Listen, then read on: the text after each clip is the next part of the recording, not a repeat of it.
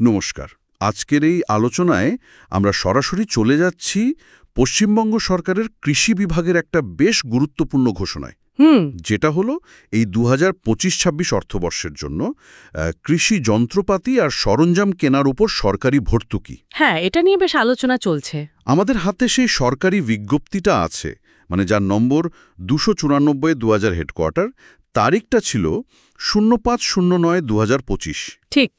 তো আমাদের লক্ষ্য হলো এর ভেতরে জরুরি তথ্যগুলো, মানে কারা আবেদন করতে পারবেন, কি কি সুযোগ আছে, আর সবচেয়ে বড় কথা আবেদন করার পদ্ধতিটা ঠিক কি সেটা একটু সহজ করে বুঝে নেওয়া।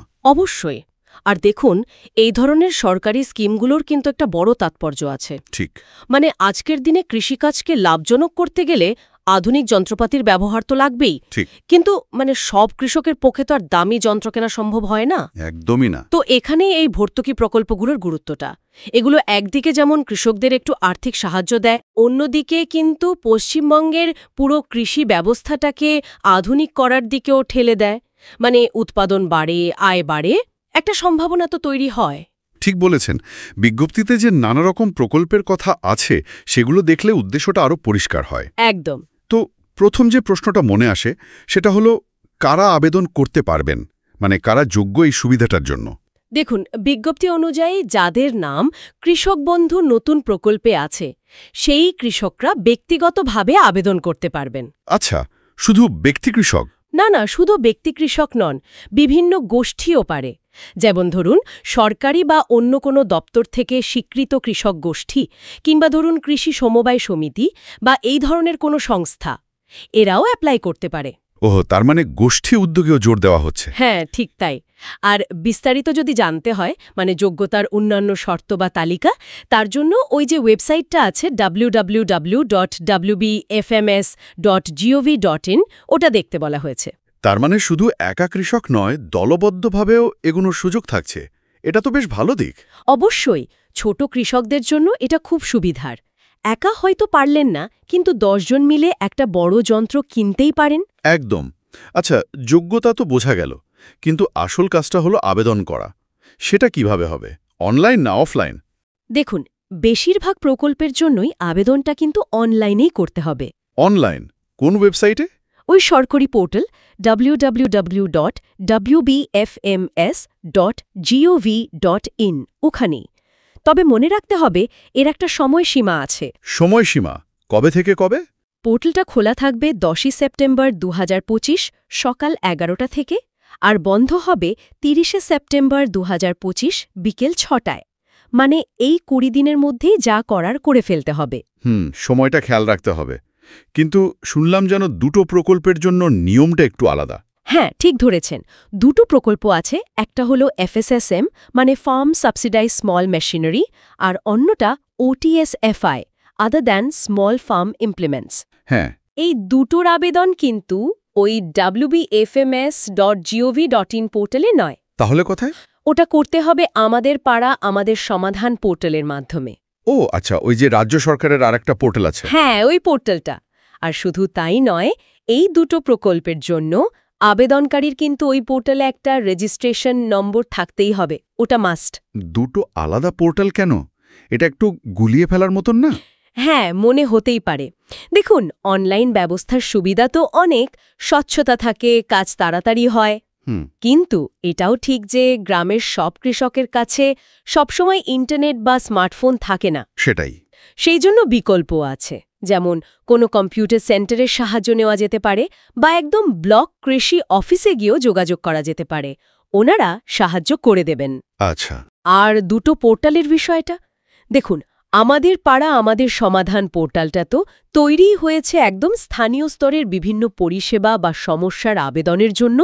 হয়তো সরকার চাইছে ছোট যন্ত্রের এই ব্যক্তিগত আবেদনগুলো ওই বৃহত্তর ব্যবস্থার সঙ্গেই জুড়ে দিতে। হতে পারে, কিন্তু রেজিস্ট্রেশন নম্বরটা? ওটাও ওই সাহায্যকারী কেন্দ্র বা কৃষি দপ্তর থেকে করিয়ে নেওয়ার ব্যবস্থা নিশ্চয়ই থাকবে। তার মানে অনলাইন হলেও সাহায্যের সুযোগ থাকছে, কিন্তু সব আবেদনই কি অনলাইন? না, সব নয়। আরও দুটো বেশ বড় মাপের প্রকল্প আছে। কি কি? একটা হলো CHC, মানে কাস্টম হায়ারিং সেন্টার, আর অন্যটা FMH বা FMB, মানে ফার্ম মেশিনারি হাব বা ব্যাংক।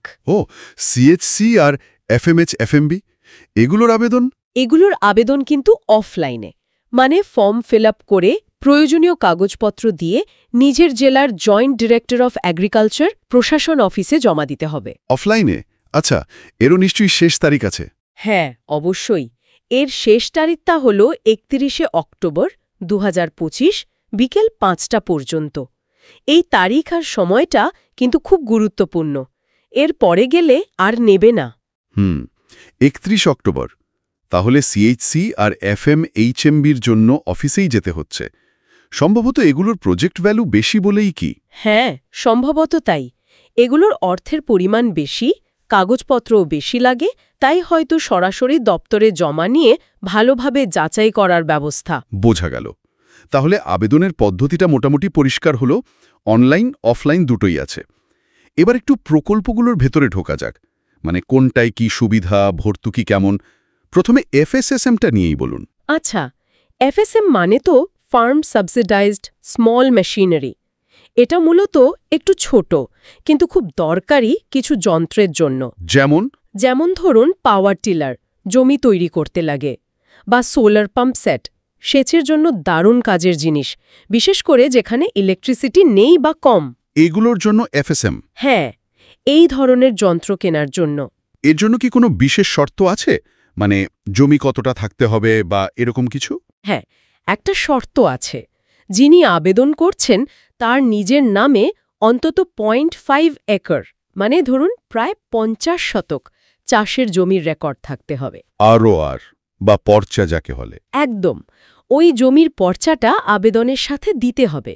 মানে সরকার চাইছে অন্তত কিছুটা জমি আছে এমন কৃষকরাই যেন এই সুবিধাটা পান। আর ভর্তুকিটা কেমন, মানে টাকার অঙ্কে? ভর্তুকিটা বেশ ভালো। যন্ত্রের যা দাম তার 50 থেকে 60% পর্যন্ত ভর্তুকি পাওয়া যেতে পারে। 50 থেকে 60%? হ্যাঁ, তবে একটা সর্বোচ্চ সীমাও আছে। একজন আবেদনকারী এই এফএসএম থেকে ম্যাক্সিমাম 1 লক্ষ টাকা পর্যন্ত ভর্তুকি পেতে পারেন। মানে যন্ত্রের দাম যাই হোক, ম্যাক্সিমাম 1 লক্ষ? হ্যাঁ, ধরুন একটা পাওয়ার টিলারের দাম 1,80,000। 60% হলে 1,08,000 হয়, কিন্তু তিনি পাবেন 1 লক্ষ টাকাই। ওটাই সিলিং। পরিষ্কার হলো। এরপর আসছে ওটিএসএফআই, আদার দেন স্মল ফার্ম ইমপ্লিমেন্টস। এটা কি? এটাও ছোট যন্ত্রের জন্যই। সম্ভবত এফএসএসএম-এ যে যন্ত্রগুলো আছে সেগুলো বাদে অন্য কিছু অনুমোদিত ছোট যন্ত্রের আওতায় পড়ে। এই ডিটেল লিস্টটা হয়তো বিজ্ঞপ্তিতে বা গাইডলাইনে থাকবে। আর এর আবেদনও তো ওই আমাদের পাড়া পোর্টালে? হ্যাঁ, একদম। আর ওই রেজিস্ট্রেশন নাম্বারটাও লাগবে। আচ্ছা, এই এফএসএসএম আর ওটিএসএফআই দুটোতেই কি ভর্তুকির ম্যাক্সিমাম লিমিট এক, মানে ওই 1 লক্ষ টাকাই? ঠিক ধরেছেন, এটাই গুরুত্বপূর্ণ। ব্যক্তিগত মালিকানার জন্য যদি কেউ এফএসএসএম বা ওটিএসএফআই থেকে যন্ত্র কেনেন, দুটো ক্ষেত্রেই কিন্তু সর্বাধিক ভর্তুকি ওই 1 লক্ষ টাকায়। আচ্ছা, তার মানে ব্যক্তিগত ছোট যন্ত্রের ক্ষেত্রে সীমাটা 1 লক্ষ? হ্যাঁ, সরকার সম্ভবত চাইছে ব্যক্তিগত যন্ত্রের ক্ষেত্রে ভর্তুকির একটা নির্দিষ্ট লিমিট রাখতে। বেশ, এবার একটু বড় প্রজেক্টগুলোর দিকে যাই। সিএইচসি, কাস্টম হায়ারিং সেন্টার, নামটা শুনে মনে হচ্ছে যন্ত্রপাতি ভাড়া দেওয়ার কেন্দ্র, তাই তো? একদম ঠিক। কাস্টম হায়ারিং সেন্টার মানে হল অনেকটা কৃষি যন্ত্রপাতির লাইব্রেরি। লাইব্রেরি? ইন্টারেস্টিং। হ্যাঁ, মানে এমন একটা কেন্দ্র তৈরি করা যেখান থেকে সাধারণ কৃষকরা, বিশেষ করে যারা ছোট চাষি, যাদের নিজেদের হয়তো দামি যন্ত্র কেনার ক্ষমতা নেই, তারা দরকারের সময় আধুনিক যন্ত্রপাতি ভাড়া নিতে পারবেন। ধরুন ধান কাটার সময় কম্বাইন হারভেস্টার বা জমি তৈরির জন্য বড় ট্র্যাক্টর। সরকার চাইছে এই রকম সেন্টার ব্লকে ব্লকে তৈরি হোক। এটা তো দারুণ উদ্যোগ। ছোট চাষিদের খুব উপকার হবে। এর ভর্তুকিটা কেমন? সিএইচসির ভর্তুকিটা বেশ ভালো। পুরো প্রজেক্টটা করতে যা খরচ হবে তার 40% পর্যন্ত ভর্তুকি পাওয়া যেতে পারে। 40%? হ্যাঁ, আর এর সর্বোচ্চ সীমা হলো 10 লক্ষ টাকা। মানে কেউ যদি 25 লক্ষ টাকার একটা প্রজেক্ট করে, সে ম্যাক্সিমাম 10 লক্ষ টাকা ভর্তুকি পেতে পারে। আচ্ছা, কিন্তু আপনি বলছিলেন একটা শর্ত আছে। হ্যাঁ, এখানে একটা অন্যরকম শর্ত আছে। বলা হয়েছে এই সিএইচসি তৈরির জন্য ন্যূনতম ভর্তুকির পরিমাণ হতে হবে 8 লক্ষ টাকা। মিনিমাম 8 লক্ষ। তার মানে তার মানে হলো যদি কেউ ছোট করে শুরু করতে চায়, ধরুন এমন একটা প্রজেক্ট করল যার 40% ভর্তুকি 8 লাখের কম হচ্ছে, তাহলে সে এই স্কিমে আবেদন করতে পারবে না। কেন এরকম? সম্ভবত সরকার চাইছে যে কেন্দ্রগুলো যেন একটু বড় মাপের হয়, মানে যথেষ্ট সংখ্যা এবং বিভিন্ন ধরনের যন্ত্রপাতি থাকে যাতে এলাকার চাষিদের প্রয়োজন মেটে।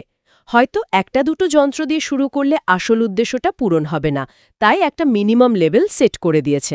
বুঝলাম, মানে একটা স্ট্যান্ডার্ড মেনটেন করতে চাইছে। আর এই ভর্তুকি পেতে গেলে জিও ট্যাগিং নাকি একটা বলছিলেন? হ্যাঁ, খুব জরুরি পয়েন্ট। CHCR এর পরে যেটা বলবো FMHFB, দুটোর ক্ষেত্রেই ভর্তুকি পেতে গেলে জিও ট্যাগিং করা ছবি জমা দিতে হবে। জিও ট্যাগিং মানে হলো যে যন্ত্রপাতি কেনা হচ্ছে বা যেখানে কেন্দ্রটা হচ্ছে সেই জায়গার ম্যাপের কোঅর্ডিনেট সমেত ছবি, মানে ল্যাটিটিউড লঙ্গিটিউড থাকবে ছবির ডেটায়। ও, লোকেশনটা ট্র্যাক করার জন্য। একদম। একটু স্বচ্ছতা থাকে, সরকার বুঝতে পারে যে সত্যিই যন্ত্র কেনা হয়েছে, নির্দিষ্ট জায়গায় আছে। জালিয়াতি রোখার এটা একটা ভালো উপায়। ঠিক, প্রযুক্তির ভালো ব্যবহার। আচ্ছা, এরপর আসি FMHFMB-তে, ফার্ম মেশিনারি হাব বা ব্যাংক। এটা কি CHCর মতোই? ধারণাটা মোটামুটি একই, মানে এটাও কৃষকদের যন্ত্র ব্যবহারের সুযোগ করে দেওয়ার জন্য, তবে হয়তো এটা আরও বড় আকারে বা অন্য কোনো নির্দিষ্ট মডেল মেনে তৈরি করা হয়। দুটোর মধ্যে পরিচালন বা মালিকানার ধরনে কিছু সূক্ষ্ম পার্থক্য থাকতে পারে, যেটা গাইডলাইনে বলা থাকবে। আর এর ভর্তুকি CHC থেকে বেশি? হ্যাঁ, এখানেই আসল চমক। FMHFMB প্রকল্পে ভর্তুকির হারটা অনেক বেশি। এখানে প্রকল্প খরচের 80% পর্যন্ত ভর্তুকি পাওয়া যেতে পারে। 80%? মানে অলমোস্ট পুরোটাই? হ্যাঁ, প্রায়। তবে এখানেও সর্বোচ্চ সীমাটা কিন্তু ওই 10 লক্ষ টাকায়। ও আচ্ছা, মানে 80% হলেও ম্যাক্সিমাম 10 লক্ষ। ঠিক, মানে যদি কেউ 12.5 লক্ষ টাকা বা তার বেশি খরচ করে একটা FMHFMB বানায়, তবেই সে পুরো 10 লক্ষ টাকা ভর্তুকিটা পাবে। এই 80% ভর্তুকি এটাই দেখাচ্ছে যে সরকার এই হাব বা ব্যাংক তৈরিতে খুব জোর দিচ্ছে। কেন এত জোর দিচ্ছে বলে মনে হয়? সম্ভবত এর কারণ হল সরকার মনে করছে ব্যক্তিগত মালিকানার চেয়ে এই রকম সেন্ট্রালাইজড হাব তৈরি হলে প্রযুক্তির সুবিধা অনেক বেশি সংখ্যক কৃষকের কাছে পৌঁছবে, বিশেষ করে দামি যন্ত্রগুলোর ক্ষেত্রে। রিসোর্সটা শেয়ার্ড হবে। লজিক্যাল। আর এখানেও জিও ট্যাগিং লাগবে? অবশ্যই। CHCর মতো FMHFMB-তেও ভর্তুকির জন্য জিও ট্যাগড ছবি মাস্ট। বেশ, তাহলে 4টে প্রকল্পই মোটামুটি বোঝা গেল। ছোট যন্ত্রের জন্য FSMO-TSI, আর বড় ভাড়ার কেন্দ্রের জন্য CHC বা আরও বেশি ভর্তুকি সহ FMHFMB। এবার আর কি কিছু জরুরি নিয়ম বা শর্ত আছে যা জানা দরকার? হ্যাঁ, আরও কয়েকটা পয়েন্ট আছে। প্রথমত, এই যে 4টে প্রকল্পের কথা বললাম, সবগুলোর ক্ষেত্রেই ভর্তুকি হিসেব করার জন্য প্রকল্পের একটা সর্বোচ্চ খরচ ধরা হয়েছে, সেটা হলো 10 লক্ষ টাকা। মানে আমি যদি 25 লক্ষ টাকার CHC করি, ভর্তুকিটা 40% অফ 25 লক্ষ হবে না? না, ভর্তুকিটা হবে 40% অফ 10 লক্ষ, সর্বোচ্চ অনুমোদিত ব্যয়, মানে 4 লক্ষ টাকা। কিন্তু যেহেতু CHCর ন্যূনতম ভর্তুকি 8 লক্ষ হতে হবে, তাই এই উদাহরণে আপনি 4 লক্ষ পাবেন না। আপনাকে এমন প্রজেক্ট করতে হবে যার 40% অন্তত 8 লক্ষ হয়, অর্থাৎ প্রজেক্ট কস্ট অন্তত 20 লক্ষ হতে হবে। আর যদি প্রজেক্ট কস্ট 30 লক্ষ হয়, ভর্তুকি কিন্তু 10 লক্ষের বেশি হবে না। ও, এটা খুব গুরুত্বপূর্ণ পয়েন্ট। তাহলে ভর্তুকির ক্যালকুলেশনটা ম্যাক্সিমাম 10 লক্ষ টাকার উপর ভিত্তি করে হবে? একদম। দ্বিতীয় জরুরি বিষয় হল সময়সীমা। অনুমোদন পাওয়ার পর কাজ শেষ করার একটা তাড়া আছে। কতটা সময়?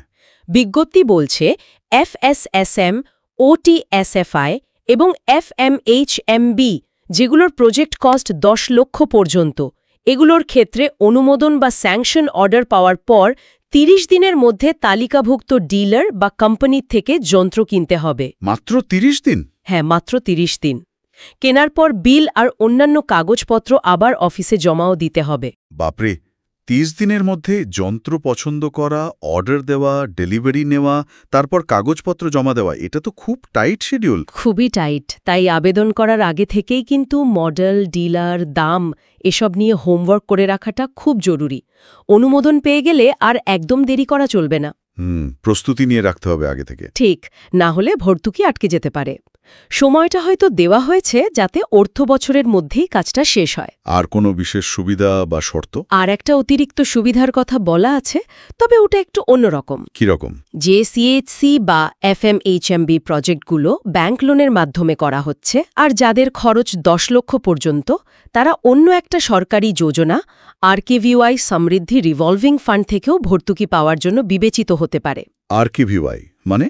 রাষ্ট্রীয় কৃষি বিকাশ যোজনা। হ্যাঁ, ওই কেন্দ্রীয় প্রকল্প। তবে এই অতিরিক্ত ভর্তুকিটা গ্যারান্টেড নয়।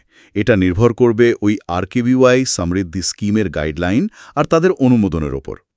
তাই এটাকে একটা পোটেনশিয়াল বোনাস বলা যেতে পারে। হ্যাঁ, আচ্ছা।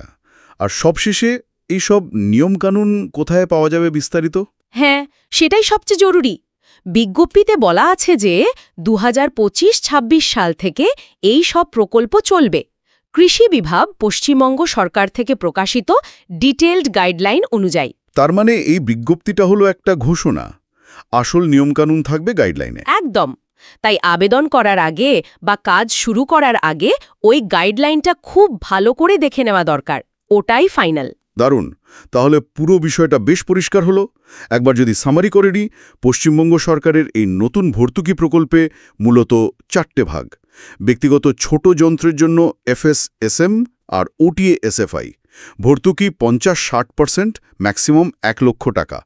আবেদন আমাদের পাড়া পোর্টালে। হ্যাঁ। আর যন্ত্রপাতি ভাড়া দেওয়ার কেন্দ্র বা হাব তৈরির জন্য CHC আর FMHFMB। CHC-তে 40% ভর্তুকি, সর্বোচ্চ 10 লক্ষ, কিন্তু মিনিমাম 8 লক্ষ হতে হবে। আর FMHFMB-তে 80% ভর্তুকি, সর্বোচ্চ 10 লক্ষ। এগুলোর আবেদন অফলাইনে, জেলা অফিসে, আর জিও ট্যাগিং লাগবে। ঠিক। আর সব ক্ষেত্রেই ভর্তুকির ক্যালকুলেশনের জন্য সর্বোচ্চ প্রজেক্ট কস্ট 10 লক্ষ টাকা ধরা হবে। আর অনলাইন আবেদনের ডেডলাইন 30 সেপ্টেম্বর, অফলাইনের 31 অক্টোবর। একদম। দেখুন, এই পুরো ব্যবস্থাটা দেখলে বোঝা যায় সরকার একদিকে যেমন ব্যক্তি কৃষককে সাহায্য করতে চাইছে, তেমনি আবার সমষ্টিগত উদ্যোগেও জোর দিচ্ছে, বিশেষ করে বড় যন্ত্রের ক্ষেত্রে। কিন্তু এখানে একটা বড় প্রশ্ন থেকে যায়, জানেন তো? কি প্রশ্ন? এই ভর্তুকি প্রকল্প নিঃসন্দেহে খুব ভালো উদ্যোগ।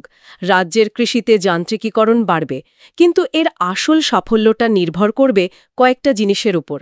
প্রথমত, এই সুবিধাগুলো কি সত্যি সত্যি সেই ছোট বা প্রান্তিক চাষিদের কাছে ঠিকমতো পৌঁছাচ্ছে, যাদের এটা সবচেয়ে দরকার, নাকি আবেদনের জটিলতায় বা তথ্যের অভাবে তারা বাদ পড়ে যাচ্ছেন? এটা একটা খুব ভ্যালিড পয়েন্ট। দ্বিতীয়ত, শুধু যন্ত্র দিলেই তো হবে না। সেই যন্ত্র ঠিকমতো ব্যবহার করা, তার রক্ষণাবেক্ষণ, খারাপ হলে সারানোর ব্যবস্থা, এই পরিকাঠামো আর ট্রেনিংটাও তো দরকার। এই দিকগুলো কতটা নিশ্চিত করা হচ্ছে সেটাও দেখতে হবে। এর উপরই কিন্তু এই প্রকল্পের লং টার্ম সাকসেস নির্ভর করছে। খুব জরুরি একটা দিক তুলে ধরলেন। শুধু ঘোষণা নয়, ইমপ্লিমেন্টেশন আর ফলো আপটাও সমান গুরুত্বপূর্ণ, যাতে সুবিধাটা সঠিক লোকের কাছে পৌঁছায় আর সেটা টেকসই হয়। একদম। আপাতত যারা আগ্রহী এবং যোগ্য মনে করছে নিজেদের, তাদের জন্য তাহলে প্রথম কাজ হল www.wbfms.gov.in ওয়েবসাইটটা ভালো করে দেখা, আর দরকার হলে স্থানীয় কৃষি দপ্তরের সঙ্গে যোগাযোগ করা। হ্যাঁ, সেটাই সবচেয়ে ভালো। সরকারি ওয়েবসাইট আর লোকাল এগ্রিকালচারাল অফিস থেকে সবচেয়ে সঠিক তথ্যটা পাওয়া যাবে। ঠিক। আজকের মতো তাহলে আলোচনাটা এখানেই শেষ করা যাক। আশা করি পশ্চিমবঙ্গ সরকারের এই কৃষি যন্ত্রপাতি ভর্তুকি প্রকল্প নিয়ে আমাদের এই গভীর আলোচনা অনেকের বুঝতে সুবিধে করবে। নিশ্চয়ই। ভবিষ্যতে এরকম আরও জরুরি বিষয় নিয়ে আমরা আবার ফিরে আসব। ধন্যবাদ। ধন্যবাদ।